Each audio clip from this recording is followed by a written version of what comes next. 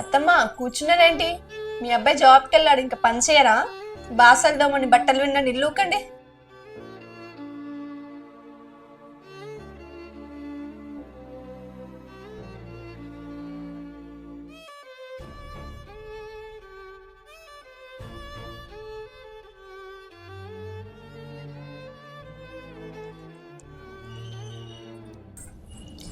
అనంతా అయిపోయిందా? అయిపోయిందమ్మా. ఇంకా వంట చేయండి, మీ అబ్బాయి వచ్చే టైం అయింది, నచ్చిన కనీసం చేసి పెట్టండి.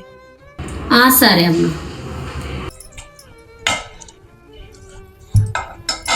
వంట అయిపోయిందా అత్తమ్మ?